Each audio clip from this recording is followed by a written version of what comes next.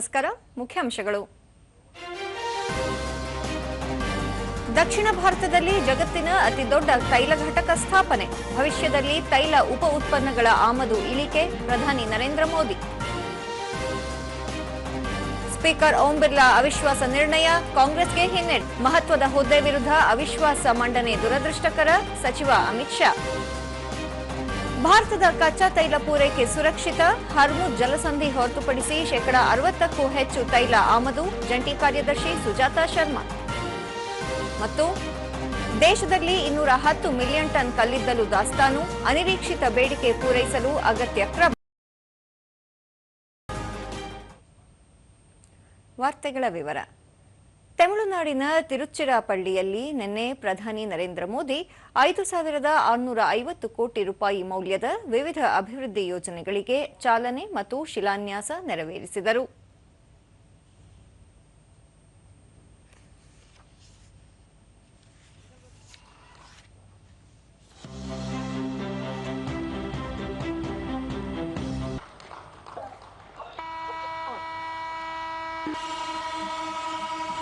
ಅಮೃತ್ ಭಾರತ್ ಯೋಜನೆಯಡಿ 2 ಎಕ್ಸ್‌ಪ್ರೆಸ್ ರೈಲು ಹಾಗೂ 1 ಪ್ರಯಾಣಿಕ ರೈಲು ಸಂಚಾರಕ್ಕೆ ಪ್ರಧಾನಿ ಹಸಿರು ನಿಶಾನೆ ತೋರಿದರು.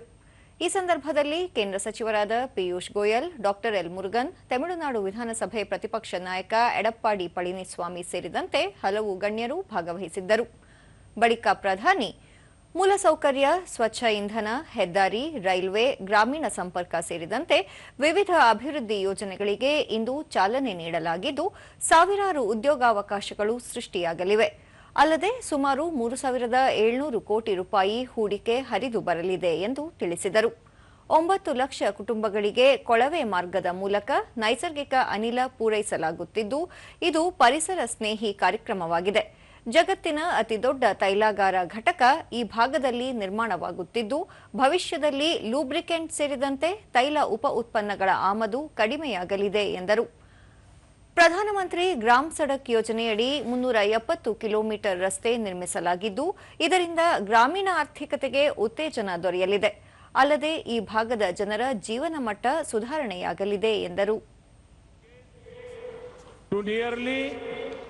9 lakh families and hundreds of commercial organizations. Piped gas will flow directly to homes, boosting ease of living. Thousands of jobs will be created directly and indirectly. Natural gas is an environment-friendly fuel that plays an important role in reducing air pollution. I am told that the positive environmental impact of this project over just 8 years will be similar to the planting of 4 crore trees. Lok Sabha speaker Om Birla ಅವರನ್ನು ಪದಚ್ಯುತಗೊಳಿಸಲು ಕಾಂಗ್ರೆಸ್ ನೇತೃತ್ವದ ವಿರೋಧ ಪಕ್ಷಗಳು ಮಂಡಿಸಿದ ಅವಿಶ್ವಾಸ ನಿರ್ಣಯಕ್ಕೆ ಸೋಲಾಗಿದೆ.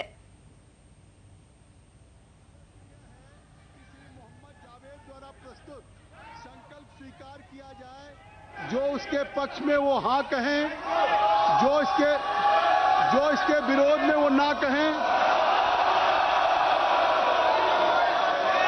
मेरे विचार में निर्णय ना वालों के पक्ष में हुआ, ना वालों के पक्ष में हुआ, संकल्प अस्वीकृत हुआ.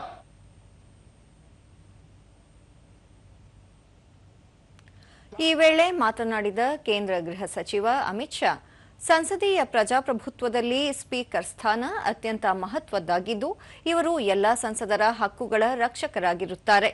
ಈ ಮಹತ್ವದ ಹುದ್ದೆ ವಿರುದ್ಧ ಅವಿಶ್ವಾಸ ನಿರ್ಣಯ ಮಂಡಿಸಿರುವುದು ದುರದೃಷ್ಟಕರ ಎಂದು ಕೇಂದ್ರ ಗೃಹ ಸಚಿವ ಹೇಳಿದರು. ಸ್ಪೀಕರ್ ವಿರುದ್ಧದ ಅವಿಶ್ವಾಸ ಗೊತ್ತುವಳಿ ಚರ್ಚೆಯಲ್ಲಿ ಮಾತನಾಡಿದ ಅವರು, ಭಾರತೀಯ ಲೋಕತಂತ್ರ ವ್ಯವಸ್ಥೆ ಬಗ್ಗೆ ಜಾಗತಿಕ ಶ್ಲಾಘನೆ ವ್ಯಕ್ತವಾಗಿದ್ದು, ನಮ್ಮ ಸಂಸದೀಯ ವ್ಯವಸ್ಥೆ ವಿಶ್ವದ ಪ್ರತಿಷ್ಠೆಯ ವಿಚಾರವಾಗಿದೆ. ಇದೀಗ ಸ್ಪೀಕರ್ ನಿಷ್ಠೆ ವಿರುದ್ಧ ಗೊತ್ತುವಳಿ ಮಂಡಿಸಿರುವುದು ಜಾಗತಿಕವಾಗಿ ಪ್ರಜಾತಂತ್ರಕ್ಕೆ ಒಡ್ಡಿದ ಸವಾಲಾಗಿದೆ ಎಂದರು. 4 ದಶಕಗಳ ನಂತರ ಪೀಠಾಧ್ಯಕ್ಷರ ವಿರುದ್ಧ ಅವಿಶ್ವಾಸ ನಿರ್ಣಯ ಮಂಡಿಸಲಾಗಿದ್ದು, ಈ ಬಗ್ಗೆ ಸುಮಾರು 13 ಗಂಟೆಗೂ ಹೆಚ್ಚು ಕಾಲ 42 ಸದಸ್ಯರು ಮಾತನಾಡಿದ್ದಾರೆ. ಸ್ಪೀಕರ್ ನಿರ್ಣಯಗಳು ವಿಪಕ್ಷಕ್ಕೆ ಅನುಕೂಲವಾಗಿಲ್ಲದೆ ಹೋದಾಗ ಅವಿಶ್ವಾಸ ನಿರ್ಣಯ ಮಂಡಿಸಿರುವುದು ದುರದೃಷ್ಟಕರ.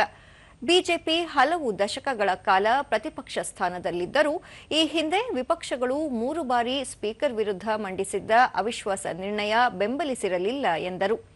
ಸ್ಪೀಕರ್ ಸ್ಥಾನ ಪಕ್ಷೇತರವಾಗಿದ್ದು ಅವರು ಸಂವಿಧಾನದ ರಕ್ಷಕರಾಗಿರುತ್ತಾರೆ. ಸಂಸದೀಯ ವ್ಯವಸ್ಥೆ ಹಾಗೂ ಶಿಷ್ಟಾಚಾರದ ನಿರ್ವಹಣೆ ಮಾಡುವುದು ಮತ್ತು ಎಲ್ಲಾ ಸದಸ್ಯರಿಗೂ ನಿಯಮಾನುಸಾರ ಮಾತನಾಡಲು ಅವಕಾಶ ನೀಡುವುದು ಸ್ಪೀಕರ್ ಕರ್ತವ್ಯವಾಗಿದೆ. ಹೀಗೆ ನಿಯಮಬದ್ಧವಾಗಿ ಸದನ ನಡೆಸುವ ಸ್ಪೀಕರ್ ವಿರುದ್ಧ ಗೊತ್ತುವಳಿ ಮಂಡಿಸಿರುವುದು ಸರಿಯಲ್ಲ ಎಂದು ಹೇಳಿದರು. स्पीकर का पवित्र दायित्व है कि कोई भी सदस्य हो इसको रोके, टोके और निकाल कर बाहर करे.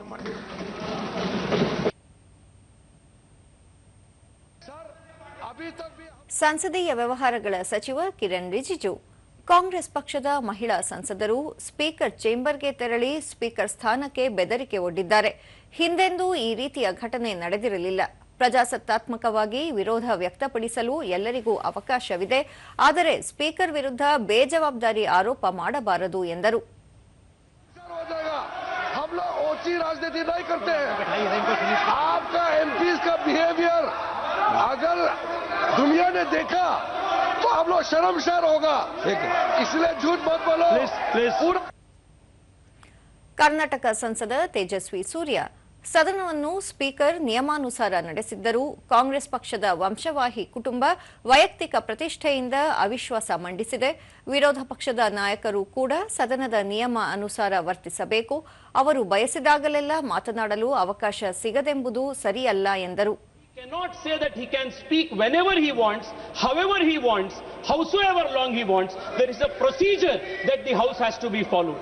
Adhyakshi, the problem is that those who are accustomed to dynastic privilege, the moment these rules are exposed, the rules are applied to them, they feel that they are being persecuted. ಪ್ರತಿಪಕ್ಷ ನಾಯಕ ರಾಹುಲ್ ಗಾಂಧಿ ಸದನದಲ್ಲಿ ತಾವು ಮಾತನಾಡುವಾಗ ಪದೇ ಪದೇ ಅಡ್ಡಿಪಡಿಸಲಾಗಿದೆ. ಮಹತ್ವದ ಸಂದರ್ಭದಲ್ಲಿ ತಮ್ಮ ಭಾಷಣಕ್ಕೆ ಅವಕಾಶ ನೀಡಿಲ್ಲ. ಸಂಸತ್ ಇಡೀ ದೇಶದ ಜನರ ಧ್ವನಿಯಾಗಿದ್ದು ಯಾವುದೇ ಒಂದು ಪಕ್ಷದ ಪ್ರತಿನಿಧಿಯಲ್ಲ ಎಂದರು. Expression of the people of India. This house does not represent one party. This house represents the whole country. ಪಶ್ಚಿಮ ಏಷ್ಯಾ ಸಂಘರ್ಷ ಕುರಿತು ವಿದೇಶಾಂಗ ವ್ಯವಹಾರಗಳ ಸಚಿವ ಡಾಕ್ಟರ್ ಎಸ್ ಜೈಶಂಕರ್ ಫ್ರಾನ್ಸ್ನ ವಿದೇಶಾಂಗ ಸಚಿವ ಜೀನ್ ನೋವೆಲ್ ಬರೂತ್ ಹಾಗೂ ರಷ್ಯಾದ ವಿದೇಶಾಂಗ ಖಾತೆ ಸಚಿವ ಸರ್ಗೆ ಲ್ಯಾವ್ರೋವ್ ಅವರೊಂದಿಗೆ ಪರಾಮರ್ಶೆ ನಡೆಸಿದರು.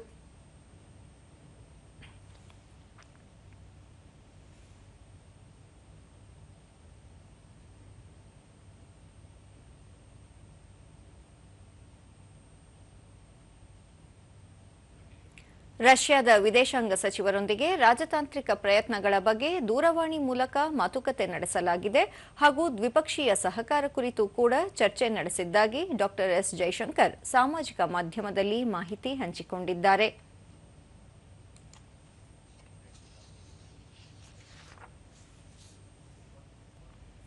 ಭಾರತದ ಕಚ್ಚಾ ತೈಲ ಪೂರೈಕೆ ಸುರಕ್ಷಿತವಾಗಿದ್ದು ದೇಶದ ಕಚ್ಚಾ ತೈಲ ಆಮದಿನ ಸುಮಾರು 60% ಈಗ ಹರ್ಮುಜ್ ಜಲಸಂಧಿಯ ಹೊರಭಾಗದಿಂದ ಬರುತ್ತಿದೆ ಎಂದು ಪೆಟ್ರೋಲಿಯಂ ಮತ್ತು ನೈಸರ್ಗಿಕ ಅನಿಲ ಸಚಿವಾಲಯದ ಜಂಟಿ ಕಾರ್ಯದರ್ಶಿ ಸುಜಾತಾ ಶರ್ಮಾ ಹೇಳಿದ್ದಾರೆ.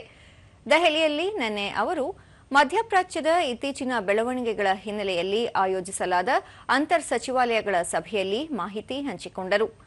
ಸರ್ಕಾರ ಆಮದು ಮಾಡಿಕೊಂಡ ಕಚ್ಚಾ ತೈಲದ ಪ್ರಮಾಣ ಸಾಮಾನ್ಯವಾಗಿ ಹರ್ಮುಜ್ ಜಲಸಂಧಿಯ ಮೂಲಕ ತಲುಪುವ ಪ್ರಮಾಣಕ್ಕಿಂತ ಹೆಚ್ಚಿದೆ.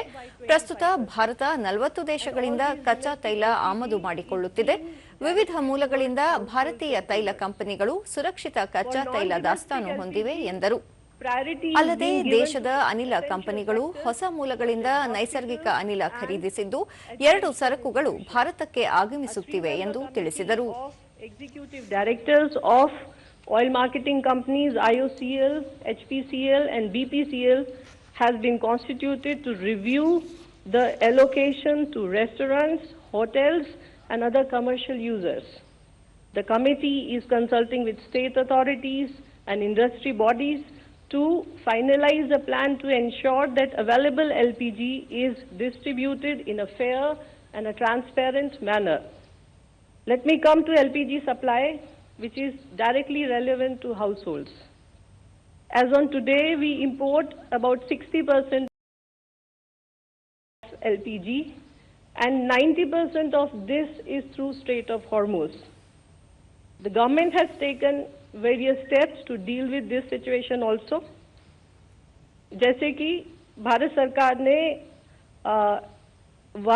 has issued an order on 8th March, जिसके द्वारा उन्होंने रिफाइनरीज और पेट्रोकेमिकल कॉम्प्लेक्सेस को एलपीजी उत्पादन को मैक्सिमाइज करने का आदेश दिया. ದೇಶದ ಇಂಧನ ಬೇಡಿಕೆಗಳನ್ನು ಪೂರೈಸಲು ಅಗತ್ಯ ಕಲ್ಲಿದ್ದಲು ಸಂಗ್ರಹ ಇದೆ ಎಂದು ಕೇಂದ್ರ ಕಲ್ಲಿದ್ದಲು ಸಚಿವಾಲಯ ಪ್ರಕಟಣೆಯಲ್ಲಿ ತಿಳಿಸಿದೆ. ಈ ವರ್ಷ ಕಲ್ಲಿದ್ದಲು ಉತ್ಪಾದನೆ ಹೆಚ್ಚಿನ ಪ್ರಮಾಣದಲ್ಲಿ ಆಗಿದ್ದು, ಉಷ್ಣ ವಿದ್ಯುತ್ ಸ್ಥಾವರ ಹಾಗೂ ಕಲ್ಲಿದ್ದಲು ಗಣಿಗಳಲ್ಲಿ ದಾಖಲೆ ಮಟ್ಟದ ಕಲ್ಲಿದ್ದಲು ಸಂಗ್ರಹವಿದೆ. ಒಟ್ಟು 210 ಮಿಲಿಯನ್ ಟನ್ ಕಲ್ಲಿದ್ದಲು ಸಂಗ್ರಹ ಇದ್ದು, ಸುಮಾರು 88 ದಿನಗಳವರೆಗೆ ಪೂರೈಕೆಯಾಗಲಿದೆ. ಉಷ್ಣ ವಿದ್ಯುತ್ ಸ್ಥಾವರಗಳಲ್ಲಿ 54 ಮೆಟ್ರಿಕ್ ಟನ್ ಕಲ್ಲಿದ್ದಲು ಸಂಗ್ರಹ ಇದ್ದು, 24 ದಿನಗಳವರೆಗೆ ಪೂರೈಕೆಯಾಗಲಿದೆ. ಕಳೆದ ವರ್ಷಕ್ಕೆ ಹೋಲಿಸಿದರೆ ಶೇಕಡಾ 14ರಷ್ಟು ಕಲ್ಲಿದ್ದಲು ಉತ್ಪಾದನೆ ಹೆಚ್ಚಳವಾಗಿದೆ. ಕಲ್ಲಿದ್ದಲು ಉತ್ಪಾದನೆ ಸ್ಥಿರವಾಗಿ ಮುಂದುವರಿಯುತ್ತಿರುವುದರಿಂದ ಗಣಿಗಳಲ್ಲಿ ಸಂಗ್ರಹ ಹೆಚ್ಚುತ್ತಿದೆ. ಅನಿರೀಕ್ಷಿತವಾಗಿ ಬೇಡಿಕೆ ಹೆಚ್ಚಾದರೂ ಪೂರೈಸಲು ಇಲಾಖೆ ಅಗತ್ಯ ಕ್ರಮ ಕೈಗೊಳ್ಳಲಿದೆ ಎಂದು ತಿಳಿಸಲಾಗಿದೆ. ಜಾಗತಿಕ ಮಟ್ಟದಲ್ಲಿ ಭಾರತದ ಜಲಸಾರಿಗೆಯನ್ನು ವ್ಯವಸ್ಥೆ ಮತ್ತಷ್ಟು ಬಲಪಡಿಸಲಾಗುತ್ತಿದೆ ಎಂದು ಕೇಂದ್ರ ಸಚಿವ ಸರ್ಬಾನಂದ ಸೋನೋವಾಲ್ ತಿಳಿಸಿದ್ದಾರೆ. ದೆಹಲಿಯಲ್ಲಿ ನಿನ್ನೆ ಶಿಪ್ ಬೋರ್ಡ್ ಸಭೆಯ ಅಧ್ಯಕ್ಷತೆ ವಹಿಸಿ ಮಾತನಾಡಿದ ಅವರು, ಜಲಸಾರಿಗೆ ಮಾರ್ಗ ಸಾಗಾಟದಲ್ಲಿ ಎದುರಾಗುತ್ತಿರುವ ಹೊಸ ಸವಾಲುಗಳನ್ನು ಹಾಗೂ ಜಾಗತಿಕ ಮಟ್ಟದ ರಾಜಕೀಯ, ಆರ್ಥಿಕ ಮತ್ತು ವ್ಯಾಪಾರ ವಹಿವಾಟಿನಲ್ಲಿ ಆಗುತ್ತಿರುವ ಬದಲಾವಣೆಗಳ ನಡುವೆಯೂ ಜಲಸಾರಿಗೆಗಳ ಸಾಮರ್ಥ್ಯ ಬಲಪಡಿಸುವ ಕುರಿತು ಚರ್ಚಿಸಲಾಗಿದೆ ಎಂದರು. ಜಲಸಾರಿಗೆ ಕ್ಷೇತ್ರದ ಸಮಸ್ಯೆಗಳನ್ನು ಪರಾಮರ್ಶಿಸಿ ಹೊಸ ಕಾರ್ಯಯೋಜನೆ ರೂಪಿಸುವ ನಿಟ್ಟಿನಲ್ಲಿ ರಾಷ್ಟ್ರೀಯ ಜಲಸಾರಿಗೆ ಮಂಡಳಿ ಮಹತ್ವದ ಕೆಲಸ ನಿರ್ವಹಿಸುತ್ತಿದೆ. ಜಾಗತಿಕ ಮಟ್ಟದ ಅನಿರೀಕ್ಷಿತ ಬೆಳವಣಿಗೆಗಳಿಂದ ಸರಕು ಸರಪಳಿ ನಿರ್ವಹಣೆಯ ಸವಾಲುಗಳು ಮತ್ತು ವ್ಯಾಪಾರದ ಮೇಲಾಗುತ್ತಿರುವ ಒತ್ತಡ, ಹಡಗುಗಳ ಕಾರ್ಯಾಚರಣೆ ಮೇಲಾಗುತ್ತಿರುವ ಪರಿಣಾಮಗಳ ಕುರಿತು ಚರ್ಚಿಸಲಾಗಿದೆ ಎಂದು ಹೇಳಿದರು. ವಿಧಾನಸಭೆಯ ಪ್ರಶ್ನೋತ್ತರ ಅವಧಿಯಲ್ಲಿ ನಿನ್ನೆ ರಾಜ್ಯದ ಹಲವು ಗಂಭೀರ ವಿಚಾರಗಳ ಕುರಿತು ಪರಾಮರ್ಶೆ ನಡೆಯಿತು. ದೊಡ್ಡಬಳ್ಳಾಪುರ ಶಾಸಕ ಧೀರಜ್ ಮುನಿರಾಜು ಸರ್ಕಾರದ ವತಿಯಿಂದಲೇ ಡೇಟಾ ಸೆಂಟರ್ ಸ್ಥಾಪಿಸುವಂತೆ ಒತ್ತಾಯಿಸಿದರು. ಉತ್ತರ ನೀಡಿದ ಮಾಹಿತಿ ಮತ್ತು ತಂತ್ರಜ್ಞಾನ ಸಚಿವ ಪ್ರಿಯಾಂಕ್ ಖರ್ಗೆ, ರಾಜ್ಯದಲ್ಲಿ ಈಗಾಗಲೇ 32 ಖಾಸಗಿ ಡೇಟಾ ಸೆಂಟರ್ಗಳಿವೆ. ಸರ್ಕಾರದಿಂದ ಬೆಂಗಳೂರಿನ ಹೊರಭಾಗದಲ್ಲಿ ಡೇಟಾ ಸೆಂಟರ್ ಸ್ಥಾಪಿಸುವ ಬಗ್ಗೆಯೂ ಪರಿಶೀಲನೆ ನಡೆಯುತ್ತಿದೆ. ಇದಕ್ಕೆ ಹೆಚ್ಚು ನೀರು ಮತ್ತು ವಿದ್ಯುತ್ನ ಅಗತ್ಯವಿದೆ. ಈ ಹಿನ್ನೆಲೆಯಲ್ಲಿ ಕರಾವಳಿ ಭಾಗದಲ್ಲಿ ಸ್ಥಳ ಪರಿಶೀಲನೆ ಮಾಡಲಾಗುತ್ತಿದೆ. ಸಮುದ್ರದ ಆಳದಲ್ಲಿ ಕೇಬಲ್ ಅಳವಡಿಸಲು ಕೇಂದ್ರ ಟೆಲಿಕಾಂ ಸಚಿವರಿಗೆ ಮನವಿ ಮಾಡಲಾಗಿದೆ ಎಂದು ವಿವರಿಸಿದರು. ಬೆಂಗಳೂರಿಗಿಂತ ಹೆಚ್ಚಾಗಿ ನಮ್ಮ ಫೋಕಸ್ ಮಂಗಳೂರು ಮತ್ತೆ ಕರಾವಳಿ ಪ್ರದೇಶದಲ್ಲಿದೆ. ಯಾಕಂದ್ರೆ ಅಲ್ಲಿ ನಾವು ಸಬ್ಸಿ ಕೇಬಲ್ ತರಬಹುದು ಅಂದ್ಬಿಟ್ಟು ಖಾಸಗಿ ಕಂಪನಿಗಳ ಜೊತೆ ಚರ್ಚೆ ಮಾಡ್ತಾ ಇದ್ದೀವಿ. ಡಿಪಾರ್ಟ್ಮೆಂಟ್ ಆಫ್ ಟೆಲಿಕಾಂ ಅವ್ರ ಜೊತೆನೂ ಕೂಡ ನಾನು ಅವರ ಮಂತ್ರಿಗೆ ಪತ್ರವನ್ನು ಬರೆದ್ಬಿಟ್ಟು ಇಲ್ಲಿ ನಮಗೆ ಸಬ್ಸಿ ಕೇಬಲ್ ಲ್ಯಾಂಡಿಂಗ್ ಕೊಡಬೇಕು ಮಂಗಳೂರಿಗೆ ಅಂತ ಕೂಡ ನಾನು ಕೇಳ್ಕೊಂಡಿದ್ದೀನಿ. ಆದರೆ ಅದು ಕೇಂದ್ರ ಸರ್ಕಾರದಿಂದ ಆಗೋದಿಲ್ಲ. ಅದು ಖಾಸಗಿಯವರು ಮಾಡಂಗಿದ್ರೆ ಅದನ್ನ ನಾವು ಸಹಕಾರ ಮಾಡ್ತೀವಿ ಅಂತ ಕೂಡ ಹೇಳಿದ್ದಾರೆ ಮಂಗಳೂರು ಕಡೆ. ಸೊ ಅದಕ್ಕೆ ಕೂಡ ನಾವು ವೈಯಕ್ತಿಕವಾಗಿ ಹಾಗೂ ಸರ್ಕಾರದಿಂದ ಕೂಡ ನಾನು ಪ್ರಯತ್ನ ಮಾಡ್ತಾ ಇದ್ದೀನಿ ಅಧ್ಯಕ್ಷರೇ. ಆದರೆ ದೊಡ್ಡಬಳ್ಳಾಪುರಿಗೆ ವಿಶೇಷವಾಗಿ ಇವರು ಕೇಳ್ತಾ ಇರೋದು ಕ್ವಿನ್ ಸಿಟಿನಲ್ಲಿ we have already earmark landing ಕೊರತೆ ಇಲ್ಲ, ನಾವು ನಮ್ಮ ಪಾಲಿಸಿದು ಕೊರತೆ ಇಲ್ಲ. ಇನ್ನ ಹೆಚ್ಚು ರೀತಿಯಾಗಿ ನಾವು ಇನ್ವೆಸ್ಟ್ಮೆಂಟ್ ಬಂಡವಾಳವನ್ನು ಹುಡುಕ್ಲಿಕ್ಕೆ ನಾವು ಪ್ರಯತ್ನ ಮಾಡಿ ಡೇಟಾ ಸೆಂಟರ್ಸ್ನ ಆದಷ್ಟು ಮಟ್ಟಿಗೆ ನಮ್ದು ಫೋಕಸ್ ಬಿಯಾಂಡ್ ಬೆಂಗಳೂರು ಇರೋದು. So we will ensure that as much data centres can be brought in. ಗ್ರಾಮ ಪಂಚಾಯತ್ನಲ್ಲಿ ಕೆಲಸ ಮಾಡುತ್ತಿರುವ ಸಿಬ್ಬಂದಿಗಳಿಗೆ ವೇತನ ಹೆಚ್ಚಳ ಮಾಡಬೇಕು ಎಂದು ಶೃಂಗೇರಿ ಶಾಸಕ ಟಿಡಿ ರಾಜೇಗೌಡ ಆಗ್ರಹಿಸಿದರು. ಅಟೆಂಡರ್ಗೆ 12,873, ಕ್ಲೀನರ್ಸ್ಗೆ 16,019 ರೂಪಾಯಿ ಸಚಿವ ಪ್ರಿಯಾಂಕ್ ಖರ್ಗೆ ಉತ್ತರಿಸಿ, ಕನಿಷ್ಠ ವೇತನ ಅಧಿನಿಯಮವನ್ನು ರೂಪಿಸಿರುವ ಕಾರ್ಮಿಕ ಇಲಾಖೆ ಕರಡು ಅಧಿಸೂಚನೆಯನ್ನು ಹೊರಡಿಸಿದೆ. ಅಂತಿಮ ಅಧಿಸೂಚನೆ ಜಾರಿಯಾದ ಬಳಿಕ ನೌಕರರ ವೇತನ ಪರಿಷ್ಕರಣೆ ಮಾಡಲಾಗುವುದು. ಅದಕ್ಕೂ ಮುನ್ನ ಆರ್ಥಿಕ ಇಲಾಖೆಗೆ ಪ್ರಸ್ತಾವನೆ ಸಲ್ಲಿಸಲಾಗಿದೆ. ಅಲ್ಲಿಂದ ಅನುಮತಿ ಪಡೆದು ಕ್ರಮ ಕೈಗೊಳ್ಳುವುದಾಗಿ ಭರವಸೆ ನೀಡಿದರು. ಇದು ನಾವು ಮಾಡೋದಲ್ಲ ಅಧ್ಯಕ್ಷರೇ, ಕಾರ್ಮಿಕ ಇಲಾಖೆದವರು ಮಾಡ್ತಾರೆ. ಕಾರ್ಮಿಕ ಇಲಾಖೆದವರು ಈಗಾಗಲೇ ಎಲ್ಲ ಇಲಾಖೆದವರಿಗೆ ಅವರ ಅಭಿಪ್ರಾಯನ ಕೇಳಲಿಕ್ಕೆ ಒಂದು ನೋಟಿಫಿಕೇಶನ್ ಅನ್ನು ಹೊರಡಿಸಿದ್ದಾರೆ ಅಧ್ಯಕ್ಷರೇ. ಬಂಟ್ವಾಳ ಶಾಸಕ ರಾಜೇಶ್ ನಾಯಕ್ ಪ್ರಶ್ನೆ ಕೇಳಿ ನಾರಾಯಣಗುರು ಅಭಿವೃದ್ಧಿ ನಿಗಮಕ್ಕೆ ಹೆಚ್ಚಿನ ಅನುದಾನ ನೀಡಬೇಕು ಎಂದು ಒತ್ತಾಯಿಸಿದರು. ಇದಕ್ಕೆ ಪಕ್ಷ ಭೇದ ಮರೆತು ಶಾಸಕರು ಬೆಂಬಲ ವ್ಯಕ್ತಪಡಿಸಿದರು. ಅನುದಾನ ಲಭ್ಯತೆ ಆಧರಿಸಿ ಹೆಚ್ಚಿನ ಹಣಕಾಸು ಸೌಲಭ್ಯ ಒದಗಿಸುವುದಾಗಿ ಹಿಂದುಳಿದ ವರ್ಗಗಳ ಸಚಿವ ಶಿವರಾಜ ತಂಗಡಗಿ ಭರವಸೆ ನೀಡಿದರು. ಅದಕ್ಕೆ ನಾರಾಯಣಗುರು ಬಗ್ಗೆ ವಿಶೇಷವಾದಂತಹ ಕಾಳಜಿ ಇರೋದ್ರಿಂದ ನಾವು ಈ ಸತಿ ಹೆಚ್ಚು ಅನುದಾನವನ್ನ ಬೇಕು ಅಂತ ಮುಖ್ಯಮಂತ್ರಿ ಗಮನ ತರುವಂತ ಕೆಲಸ. ಮನುಕುಲದ ಆರೋಗ್ಯ ಮತ್ತು ಪರಿಸರದ ಮೇಲೆ ಪರಿಣಾಮ ಬೀರುವ ಅತಿಯಾದ ರಸಗೊಬ್ಬರ ಬಳಕೆಯನ್ನು ನಿಯಂತ್ರಿಸಿ ಜೈವಿಕ ಮತ್ತು ಸಾವಯವ ಕೃಷಿ ಪದ್ಧತಿಗೆ ಉತ್ತೇಜನ ನೀಡಲಾಗುತ್ತಿದೆ ಎಂದು ಕೃಷಿ ಸಚಿವ ಚಲುವರಾಯಸ್ವಾಮಿ ತಿಳಿಸಿದ್ದಾರೆ. ವಿಧಾನ ಪರಿಷತ್ತಿನಲ್ಲಿ ಸದಸ್ಯ ಡಾ ಧನಂಜಯ ಸರ್ಜಿ ರಾಸಾಯನಿಕ ಗೊಬ್ಬರಗಳ ಬಳಕೆಯಿಂದ ಮಣ್ಣಿನ ಫಲವತ್ತತೆ ಹಾಳಾಗುತ್ತಿದೆ, ಕೀಟನಾಶಕಗಳ ಹೆಚ್ಚಿನ ಬಳಕೆಯಿಂದ ಕ್ಯಾನ್ಸರ್ ಕಾಣಿಸಿಕೊಳ್ಳುತ್ತಿದೆ, ಹೀಗಾಗಿ ರಾಸಾಯನಿಕ ಗೊಬ್ಬರ ಮತ್ತು ಕೀಟನಾಶಕಗಳ ಬಳಕೆಗೆ ಕಡಿವಾಣ ಅಗತ್ಯ ಎಂದು ಪ್ರತಿಪಾದಿಸಿದರು. ಇದಕ್ಕೆ ಪ್ರತಿಕ್ರಿಯಿಸಿದ ಸಚಿವ ಎನ್ ಚಲುವರಾಯಸ್ವಾಮಿ ಕೃಷಿ ಇಳುವರಿಗೆ ಇಂಗಾಲ, ಜಲಜನಕ, ರಂಜಕ, ಪೊಟ್ಯಾಷಿಯಂ ಸೇರಿದಂತೆ 16 ಪೋಷಕಾಂಶಗಳ ಅಗತ್ಯವಿದೆ. ಮಣ್ಣಿನ ಫಲವತ್ತತೆ ಪರೀಕ್ಷೆ ನಡೆಸಿದ ಬಳಿಕ ವರದಿ ಆಧರಿಸಿ ರಸಗೊಬ್ಬರಗಳ ಬಳಕೆಗೆ ಸಲಹೆ ನೀಡಲಾಗುತ್ತಿದೆ ಎಂದು ಹೇಳಿದರು. ಕೇಂದ್ರ ಸರ್ಕಾರದ ಪ್ರಧಾನಮಂತ್ರಿ ಕೃಷಿ ವಿಕಾಸ ಯೋಜನೆಯಡಿ ಮಣ್ಣು ಆರೋಗ್ಯ ಕಾರ್ಡ್ಗಳನ್ನು ವಿತರಿಸಲಾಗುತ್ತಿದೆ. ವಿವಿಧ ಇಲಾಖೆಗಳ ನೆರವಿನಲ್ಲಿ ಸುಧಾರಿತ ಬೇಸಾಯ ಪದ್ಧತಿ, ಸಮಗ್ರ ಪೋಷಕಾಂಶ ಮತ್ತು ಮಣ್ಣಿನ ಆರೋಗ್ಯ ರಕ್ಷಣೆಗೆ ಕ್ರಮ ಕೈಗೊಳ್ಳಲಾಗಿದೆ ಎಂದರು. ರಸ, ಸಾರ, ಪಿಎಚ್, ಲವಣಾಂಶ, ಇಸಿ, ಪ್ರಧಾನ ಪೋಷಕಾಂಶಗಳಾದಂಥ ಲಭ್ಯವಿರುವ ಸಾರಜನಕ, ರಂಜಕ ಮತ್ತು ಪೊಟ್ಯಾಷ್ ಹಾಗೂ ದ್ವಿತೀಯ ಪೋಷಕಾಂಶಗಳಾದಂಥ ಗಂಧಕ ಹಾಗೂ ಲಘು ಪೋಷಕಾಂಶಗಳನ್ನು ಸತ್ತು, ತಾಮ್ರ, ಮ್ಯಾಗ್ನೀಷಿಯಂ, ಕಬ್ಬಿಣ ಮತ್ತು ಬೋರಾನ್ ಅಂಶಗಳ ವಿಶ್ಲೇಷಣೆ ಕೈಗೊಳ್ಳಲಾಗುತ್ತಿದೆ. ಈಗ ಜಾಹೀರಾತು, ನಂತರ ವಾರ್ತಾ ಪ್ರಸಾರ ಮುಂದುವರಿಯುವುದು. ಹಳ್ಳಿಗೆ ಬಂದ ಹೊಸ ಹೀರೋ, ಕಳೆಗಳ ಅಂಜಿಕೆ ಈಗ ಝೀರೋ. ಇನ್ನು ಉಳುಮೆ ಮಾಡೋದು ವಿಶೇಷವಾಗಿರುತ್ತೆ. ಒಬ್ಬೊಬ್ಬ ರೈತನ ಬಳಿಯೂ ಈ ಸೂಪರ್ ಸ್ಟಾರ್ ಇರುತ್ತೆ. ಆಹಾ, ಹಳ್ಳಿಯ super star steel MH210 power weeder. Steel ಉಪಕರಣ ತರುವುದು ಪರಿವರ್ತನೆ. ರಾಜ್ಯ ಸರ್ಕಾರ ಆರ್ಥಿಕವಾಗಿ ದಿವಾಳಿಯಾಗಿದ್ದು ಪೊಲೀಸ್ ಇಲಾಖೆಯಲ್ಲಿನ ಸಿಬ್ಬಂದಿಗಳಿಗೆ ಫೆಬ್ರವರಿ ತಿಂಗಳ ವೇತನ ನೀಡಲಾಗದ ಸ್ಥಿತಿ ತಲುಪಿದೆ ಎಂದು ಬಿಜೆಪಿ ರಾಜ್ಯಾಧ್ಯಕ್ಷ ಬಿವೈ ವಿಜಯೇಂದ್ರ ಆರೋಪಿಸಿದ್ದಾರೆ.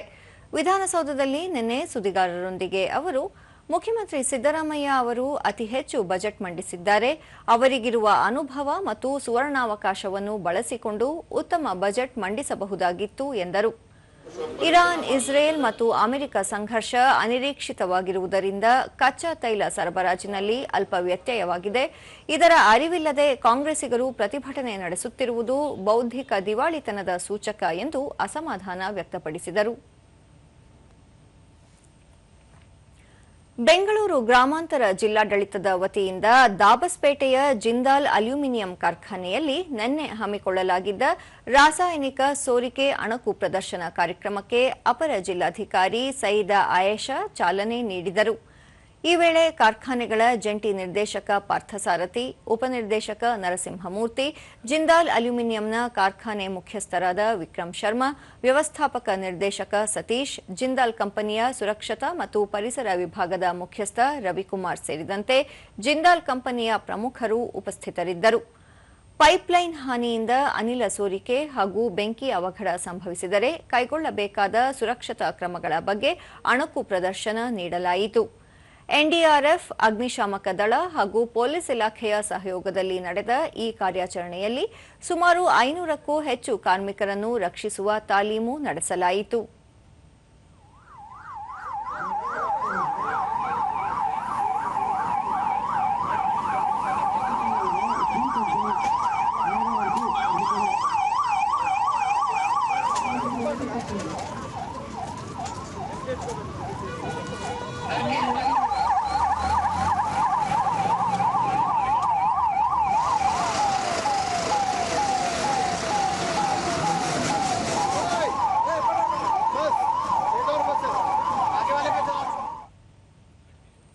ಬಳಿಕ ಸಯೀದಾ ಆಯೇಷಾ ಆಕಸ್ಮಿಕವಾಗಿ ಎದುರಿಸಲು ಸಮನ್ವಯ ಇಲಾಖೆಗಳು ಸದಾ ಸನ್ನದ್ಧವಾಗಿರಬೇಕು, ಭೋಪಾಲ್ ಅನಿಲ ದುರಂತದಂತಹ ಘಟನೆಗಳು ಮರುಕಳಿಸದಂತೆ ಮುನ್ನೆಚ್ಚರಿಕೆ ವಹಿಸಲು ಇಂತಹ ಪ್ರದರ್ಶನಗಳು ಸಹಕಾರಿ ಎಂದು ಅಭಿಪ್ರಾಯಪಟ್ಟರು. ಒಂದು ಮೀಟಿಂಗ್ ಮಾಡಿ ಅವ್ರಿಗೆ ತಿಳಿಸಿದ್ದೀವಿ. ಅದರ ಪ್ರಕಾರ ಅವರು ರೆಸ್ಪಾನ್ಸಿಬಿಲಿಟೀಸ್ ಅವರು ನಿರ್ವಹಿಸ್ತಾ ಇದ್ದಾರೆ. ದೂರದರ್ಶನದೊಂದಿಗೆ ರವಿಕುಮಾರ್. ಜಿಲ್ಲಾಡಳಿತದ ಸಹಕಾರದೊಂದಿಗೆ ಈ ಕಾರ್ಯಕ್ರಮವನ್ನು ಆಯೋಜಿಸಲಾಗಿದೆ. ಈ ಮೂಲಕ ಕಾರ್ಖಾನೆಗಳಲ್ಲಿ ರಾಸಾಯನಿಕ ಸೋರಿಕೆಯಂತಹ ದುರ್ಘಟನೆಗಳು ಸಂಭವಿಸಿದಾಗ ಕಾರ್ಮಿಕರು ಹಾಗೂ ಸಾರ್ವಜನಿಕರು ಅನುಸರಿಸಬೇಕಾದ ಮುನ್ನೆಚ್ಚರಿಕಾ ಕ್ರಮಗಳ ಬಗ್ಗೆ ಅರಿವು ಮೂಡಿಸಲಾಗುತ್ತಿದೆ ಎಂದು ತಿಳಿಸಿದರು.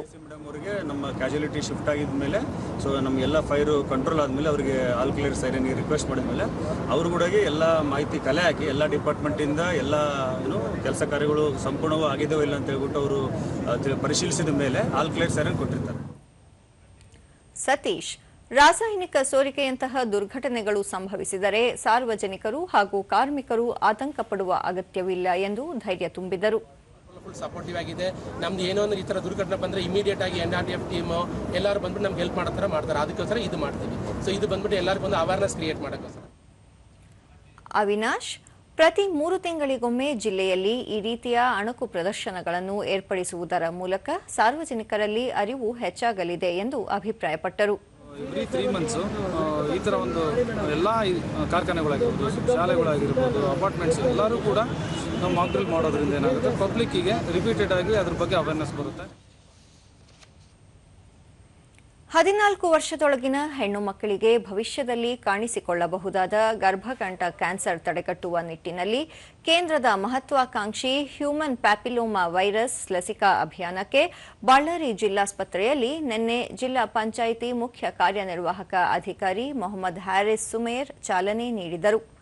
ಕಾರ್ಯಕ್ರಮದಲ್ಲಿ ಜಿಲ್ಲಾ ಶಸ್ತ್ರಚಿಕಿತ್ಸಕ ಡಾಕ್ಟರ್ ಎನ್ ಬಸಾರೆಡ್ಡಿ, ಜಿಲ್ಲಾ ಆರೋಗ್ಯಾಧಿಕಾರಿ ಡಾಕ್ಟರ್ ಯಲ್ಲಾ ರಮೇಶ್ ಬಾಬು, ಭಾರತೀಯ ಕುಟುಂಬ ಯೋಜನಾ ಸಂಘದ ವ್ಯವಸ್ಥಾಪಕಿ ಡಾಕ್ಟರ್ ಜಯಲಕ್ಷ್ಮಿ ಸೇರಿದಂತೆ ಆರೋಗ್ಯ ಇಲಾಖೆಯ ಹಿರಿಯ ಅಧಿಕಾರಿಗಳು ಮತ್ತು ಸಿಬ್ಬಂದಿ ಉಪಸ್ಥಿತರಿದ್ದರು.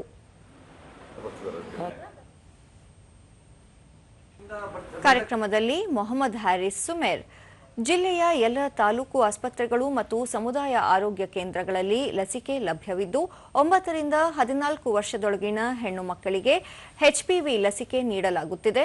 ಆನ್ಲೈನ್ ಪೋರ್ಟಲ್ನಲ್ಲಿ ನೋಂದಣಿ ಮಾಡುವ ಅವಕಾಶವಿದ್ದು ಲಸಿಕೆ ಪಡೆದ ನಂತರ ಅಧಿಕೃತ ಪ್ರಮಾಣ ಪತ್ರ ದೊರೆಯಲಿದೆ. ಸಾರ್ವಜನಿಕರು ವದಂತಿಗಳಿಗೆ ಕಿವಿಗೊಡಬಾರದು ಎಂದರು.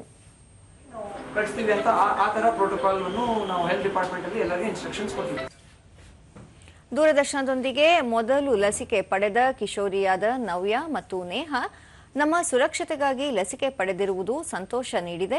ಎಲ್ಲರೂ ಇದರ ಸದುಪಯೋಗ ಪಡೆಯಬೇಕು ಎಂದು ಕರೆ ನೀಡಿದರು. ಎಲ್ಲ ಪ್ರಿವೆಂಟ್ ಮಾಡ್ತಾರೆ. ನಮ್ಮ ಪ್ರೊಟೆಕ್ಷನ್ಗೋಸ್ಕರ ನಾವು ಹಾಕೋಬೇಕಲ್ಲ.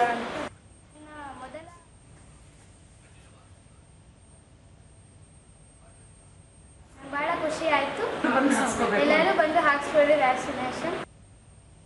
ಪೋಷಕಿ ಶಶಿಕಲಾ, ಹೆಣ್ಣು ಮಕ್ಕಳಿಗೆ ಗರ್ಭಕಂಠ ಕ್ಯಾನ್ಸರ್ ಪ್ರತಿರೋಧಕ ಲಸಿಕೆ ನೀಡುತ್ತಿರುವುದು ಸಂತಸದ ವಿಷಯ ಎಂದು ಅಭಿಪ್ರಾಯಪಟ್ಟರು.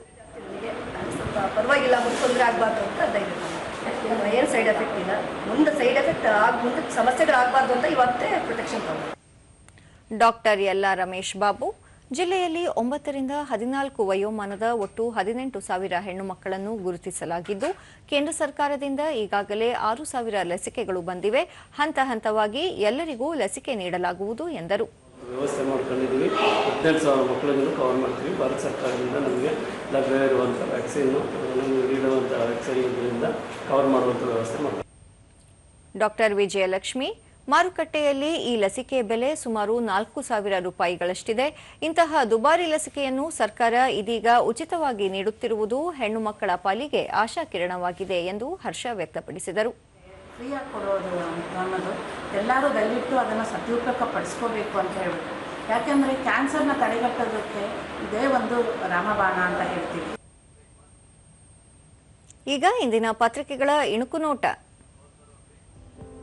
ಯುದ್ಧದಿಂದ ಆತ್ಮನಿರ್ಭರತೆ ಪಾಠ ಕಲಿತಿದ್ದೇವೆ, ಪ್ರಧಾನಿ ನರೇಂದ್ರ ಮೋದಿ. ಮಧ್ಯಪ್ರಾಚ್ಯದ ಭಾರತೀಯರ ರಕ್ಷಣೆಗೆ ಬದ್ಧ ಪಿಎಂ. ಪಿಎಂ ಕುಸುಮ್ 2 ಜಾರಿಗೆ ಚಿಂತನೆ. ದೆಹಲಿಯಲ್ಲಿ 4ನೇ ರಾಷ್ಟ್ರೀಯ ಕೃಷಿ ಪರಿಸರ ತಂತ್ರಜ್ಞಾನ ಶೃಂಗಸಭೆ. ಸಚಿವ ಪ್ರಹ್ಲಾದ್ ಜೋಶಿ ಭಾಗಿ. ಆತಂಕ ಬೇಡ, ನಮ್ಮಲ್ಲಿ ಎಲ್ಪಿಜಿ ಸಿಲಿಂಡರ್ಗೆ ಬರವಿಲ್ಲ. ದೇಶಾದ್ಯಂತ ಸಾಕಷ್ಟು ದಾಸ್ತಾನು ಇದೆ. ಗ್ರಾಹಕರಿಗೆ ಕೇಂದ್ರ ಸರ್ಕಾರ ಅಭಯ. ಒಂದೇ ದಿನ 108 ನಕ್ಸಲರು ಶರಣು. 3.61 ಕೋಟಿ ರೂಪಾಯಿ ನಗದು ವಶ. ಛತ್ತೀಸ್ಗಢದಲ್ಲಿ ಮುಖ್ಯವಾಹಿನಿಗೆ ಮರಳಿದ ಮಾವೋವಾದಿಗಳು. ದಯಾಮರಣಕ್ಕೆ ಅನುಮತಿ. ಹರೀಶ್ ರಾಣಾ ಪ್ರಕರಣ ಸುಪ್ರೀಂ ಮಹತ್ವದ ತೀರ್ಪು. ಇವು ಇಂದಿನ ಪತ್ರಿಕೆಗಳ ಪ್ರಮುಖ ಸುದ್ದಿ. ಉಳಿದಂತೆ ಕೊಲ್ಲಿ ಜಲಸಂಧಿಯಲ್ಲಿ ಕ್ಷಿಪಣಿ ದಾಳಿ, ಭಾರತೀಯರಿಬ್ಬರ ಸಾವು. ದುಬೈನಲ್ಲಿ ಡ್ರೋನ್ ಸ್ಫೋಟ, ಒಬ್ಬರಿಗೆ ಗಾಯ. ಸಕಾಲಿಕ ಆಸ್ತಿ ತೆರಿಗೆ ಪಾವತಿಗೆ ರಿಯಾಯಿತಿ. ರಾಜ್ಯ ಹಣಕಾಸು ಆಯೋಗ ಸೂಚನೆ. ಜೆಬಿಎ ವ್ಯಾಪ್ತಿಯಲ್ಲಿ ಬಾಕಿ ಆಸ್ತಿ ತೆರಿಗೆಗೆ ಕ್ರಮ. ಸೆನ್ಸೆಕ್ಸ್ 1342 ಅಂಕ ಕುಸಿತ. 5.14 ಲಕ್ಷ ಕೋಟಿ ರೂಪಾಯಿ ಹಾನಿ. ಮಾಜಿ ಸೈನಿಕರಿಗೆ ಬಹುಮಹಡಿ ಮನೆ. ಮೇಲ್ಮನೆ ಕಲಾಪದಲ್ಲಿ ಕಂದಾಯ ಸಚಿವ ಕೃಷ್ಣ ಬೈರೇಗೌಡ. ವನಿತೆಯರ ಹಾಕಿ ವಿಶ್ವಕಪ್ ಅರ್ಹತಾ ಸುತ್ತಿನಲ್ಲಿ ಭಾರತೀಯ ತಂಡಕ್ಕೆ ಗೆಲುವು. ಕ್ವಾಲಿಫೈಯರ್ನಲ್ಲಿ ಅಗ್ರಸ್ಥಾನ. ಆಗಸ್ಟ್ನಲ್ಲಿ ನಡೆಯುವ ವಿಶ್ವಕಪ್ಗೆ ಲಗ್ಗೆ.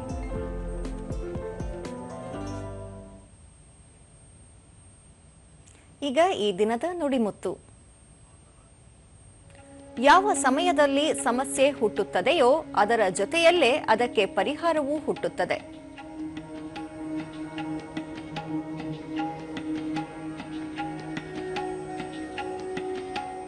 ಕೊನೆಯಲ್ಲಿ ಮತ್ತೊಮ್ಮೆ ಮುಖ್ಯಾಂಶಗಳು. ದಕ್ಷಿಣ ಭಾರತದಲ್ಲಿ ಜಗತ್ತಿನ ಅತಿದೊಡ್ಡ ತೈಲ ಘಟಕ ಸ್ಥಾಪನೆ. ಭವಿಷ್ಯದಲ್ಲಿ ತೈಲ ಉಪ ಉತ್ಪನ್ನಗಳ ಆಮದು ಇಳಿಕೆ. ಪ್ರಧಾನಿ ನರೇಂದ್ರ ಮೋದಿ. ಸ್ಪೀಕರ್ ಓಂ ಬಿರ್ಲಾ ಅವಿಶ್ವಾಸ ನಿರ್ಣಯ. ಕಾಂಗ್ರೆಸ್ಗೆ ಸೋಲು. ಮಹತ್ವದ ಹುದ್ದೆ ವಿರುದ್ಧ ಅವಿಶ್ವಾಸ ಮಂಡನೆ ದುರದೃಷ್ಟಕರ. ಸಚಿವ ಅಮಿತ್ ಶಾ. ಭಾರತದ ಕಚ್ಚಾ ತೈಲ ಪೂರೈಕೆ ಸುರಕ್ಷಿತ. ಹಾರ್ಮುಜ್ ಜಲಸಂಧಿ ಹೊರತುಪಡಿಸಿ 60%ಕ್ಕೂ ಹೆಚ್ಚು ತೈಲ ಆಮದು. ಜಂಟಿ ಕಾರ್ಯದರ್ಶಿ ಸುಜಾತಾ ಶರ್ಮಾ. ಮತ್ತು ದೇಶದಲ್ಲಿ 210 ಮಿಲಿಯನ್ ಟನ್ ಕಲ್ಲಿದ್ದಲು ದಾಸ್ತಾನು. ಅನಿರೀಕ್ಷಿತ ಬೇಡಿಕೆ ಪೂರೈಸಲು ಅಗತ್ಯ ಕ್ರಮ. ವೀಕ್ಷಕರೇ, ನಮ್ಮ ವಾರ್ತಾ ಪ್ರಸಾರವನ್ನು ನೀವು ಡಿಡಿ ಚಂದನ ನ್ಯೂಸ್ ಯೂಟ್ಯೂಬ್, ಎಕ್ಸ್ ಖಾತೆ, ಇನ್ಸ್ಟಾಗ್ರಾಂ, ಫೇಸ್ಬುಕ್ ಹಾಗೂ ವಾಟ್ಸ್ಆಪ್ ಮೂಲಕವೂ ವೀಕ್ಷಿಸಬಹುದು. ನಮ್ಮ ಮುಂದಿನ ವಾರ್ತಾ ಪ್ರಸಾರ ಬೆಳಗ್ಗೆ 11 ಗಂಟೆಗೆ. ನಮಸ್ಕಾರ.